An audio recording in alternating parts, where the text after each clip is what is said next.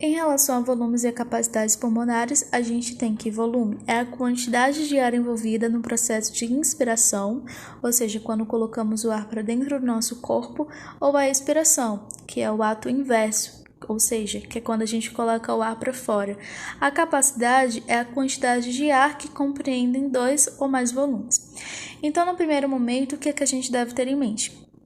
Que quando estamos em repouso, quando somos saudáveis, um adulto saudável, a gente respira cerca de 12 vezes por minuto. Alguns autores vão ressaltar que entre 12 a 20, outros vão ressaltar que entre 12 a 16, mas essa é um valor, essa é um quantitativo de vezes que a gente respira por minuto, 12 vezes.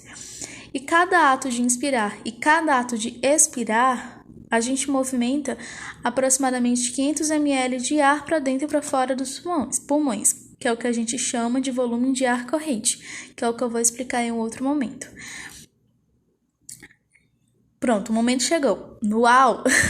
Então, o volume corrente, como eu falei anteriormente, é a quantidade de ar que vai entrar e sair do pulmão numa respiração normal. Então, quando a gente faz... Não exatamente desse jeito, né? Mas enfim, quando a gente respira normalmente, você tá respirando aí normalmente e você nem percebe que você tá respirando, né? Por conta do nosso cérebro que envia esses comandos da gente respirar. Enfim, não importa agora no momento, que a gente tá falando de volume e capacidade pulmonar. Mas essa respiração normal, você tá colocando 500 ml para fora e 500 ml para dentro do seu corpo. Por isso, por ser constante, a gente denomina de volume corrente. VC. É importante que a gente saiba definir o que cada sigla vai nos dizer. VC é a volume corrente, tá certo? Então, aqui, ó, essa ondinha, ela tá indicando, né, a quantidade de ar que estamos colocando para fora e para dentro do corpo, 500 ml.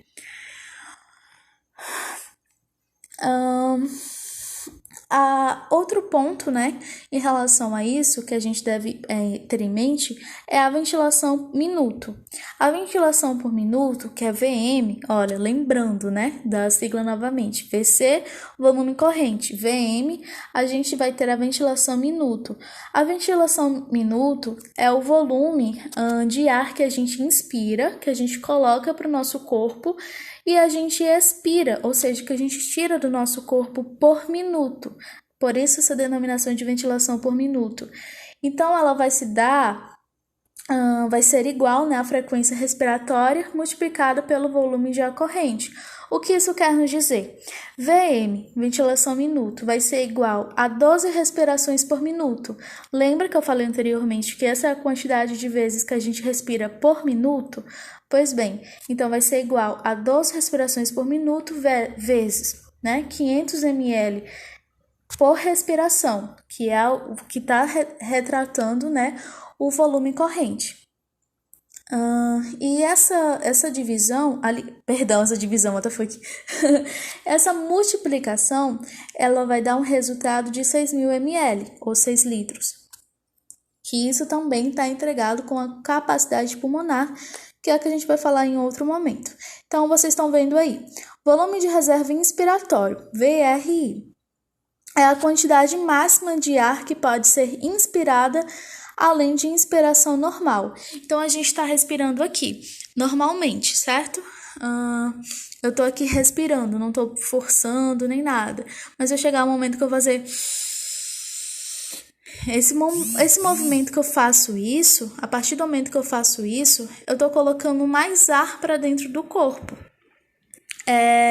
Isso a gente chama de volume de reserva inspiratório. A capacidade, né, que a gente tem de colocar ar para dentro do nosso corpo a cada ato de inspirar profundamente. É o que a gente chama de volume de reserva inspiratório, VRI.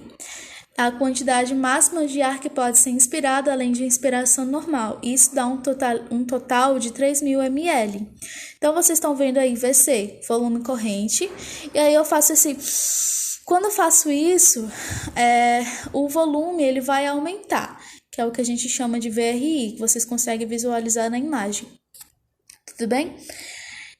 E também outro ponto que a gente pode lembrar, né, que mesmo que a gente faça que isso eu vou falar em um outro momento, não tá impregnado aqui com a reação de inspiratório. Mas quando a gente vai expirar, né, tirar o ar do nosso corpo, a gente nunca vamos conseguir tirar todo o ar do nosso corpo. Isso por conta da reserva de ar que fica no nosso corpo, tudo bem? Agora o próximo. Volume de reserva expiratório. É a quantidade máxima de ar que pode ser expirada após uma expiração normal. É o ato de eu colocar o ar para fora. Eu faço, que é o movimento que eu vou colocar, é o momento que eu vou colocar ar para o meu corpo, e quando eu faço, é o momento que nossos músculos eles vão baixar. Eu vou expirar, vou colocar o ar para fora. Qual é a quantidade máxima? 1.100 ml. Então, a gente tem aí a VC, a VRI e abaixo a VRE, que é o momento que eu vou colocar o ar para fora. Só um segundo. Como eu falei anteriormente, a gente nunca consegue colocar, né, todo o nosso ar para fora do corpo. Porque mesmo após o volume de reserva expiratório ser expelido, uma boa quantidade, pelas notificações, uma boa quantidade vai permanecer nos pulmões e nas vias aéreas. E a isso a gente dá um nome de volume residual. E esse volume residual, ele tem aproximadamente cerca de 1.200 ml de ar, tá bom? Então, volume de reserva expiratório, a gente tem 1.100 ml. E o volume residual, 1.200 ml. Olha, volume residual é a quantidade de ar que permanece nos pulmões após uma expiração forçada, que é o que eu falei anteriormente. A capacidade inspiratória. Então, a capacidade, como foi falado anteriormente, são combinações de volumes pulmonares específicos. A gente tem a capacidade, aí nessa figura, inspiratória. O que seria a capacidade inspiratória? A quantidade máxima de ar que pode ser inspirada após uma expiração normal. Então, a gente tem o volume corrente mais o volume de reserva inspiratória, que dá um totalitário de 3.500 ml. Então, a capacidade inspiratória nada mais é do que a soma do volume de ar corrente mais o volume de reserva inspiratório, que eu falei anteriormente, que é 500 ml mais 3.100 ml, que dá 3.600. Vai dar entre 3.500 a 3.600, tá bom? Isso vai depender de cada caso e de como a pessoa esteja respirando também. Então, é uma coisa que varia de pessoa para pessoa, né?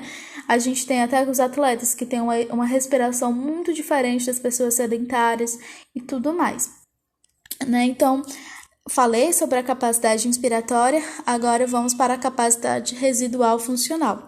A capacidade residual funcional é a quantidade de ar que permanece nos pulmões após uma expiração normal.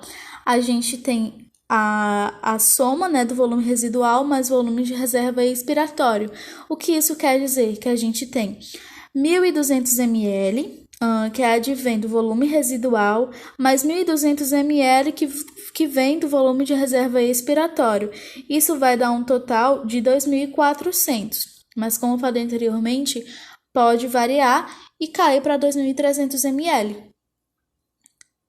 A capacidade vital é a quantidade máxima de ar que pode ser inspirada após uma expiração máxima. A gente tem aí o VC, que é o volume corrente, o volume residual inspiratório, tá bom? E o volume de ar corrente, que eu falei, e o volume de reserva expiratório, inspiratório e expiratório. E tudo isso vai dar um total de 4.600 ou 4.800, né? É uma estimativa máxima. E a capacidade pulmonar é a soma de todos os volumes, que vai dar entre 5.800, vai dar entre 6.000. Isso vai variar, E também vai depender também da literatura, tudo bem? Então, vai ter autor que vai dizer que seja esse indicativo de 5.800, outros que vão dar um indicativo de 6.000, mas a gente tem que ter em mente que são valores que mudam, né? De cada caso é um caso, mas é o que a gente tem essa ideia aproximada, tá bom? Não é uma coisa muito diferente. Tudo bem? Então, a capacidade pulmonar total, repetindo, é a quantidade de ar que permanece nos pulmões após uma inspiração máxima. E aí a gente, né, tem todo o esquema, né, sobre volumes e a capacidade pulmonar. Então, assim, já falei e vou falar novamente que os volumes e as capacidades pulmonar vão variar não só com a idade, que são menores nas pessoas mais velhas, como também no gênero. Os volumes e as capacidades pulmonares vão ser ligeiramente menor nas mulheres, e também em relação ao tamanho corporal, que são menores nas pessoas mais baixas. Tudo bem? Então, se a gente pegar, né, um homem de 70 anos,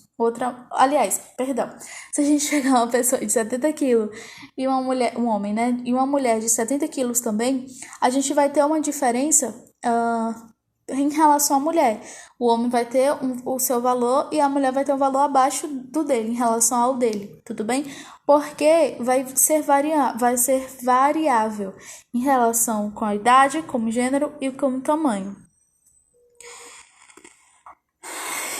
Eu acho que até aqui tudo bem. O que eu posso falar agora para acrescentar um pouco do sistema respiratório? Que assim, a gente vai ter alguns movimentos no nosso corpo que vão modificar a forma que a gente respira, tudo bem? Então, vai ser movimentos respiratórios modificados, como, por exemplo, a tosse. A tosse é um ato reflexo, tudo bem? Que pode indicar o aparecimento, né? A inserção de algum corpo estranho que esteja alojado na laringe, na traqueia ou na epiglote. O espirro, que é uma contração espasmódica dos músculos da expiração, que expele forçadamente o ar através do nariz e da boca. O suspiro, o bocejo, o soluço, o choro, o riso, o soluço, né? Tudo isso atua modificando os movimentos respiratórios. Certo? Eu acabei de soluçar. Olha aí, minha respiração diminui, minha respiração sendo modificada. Acho que é isso.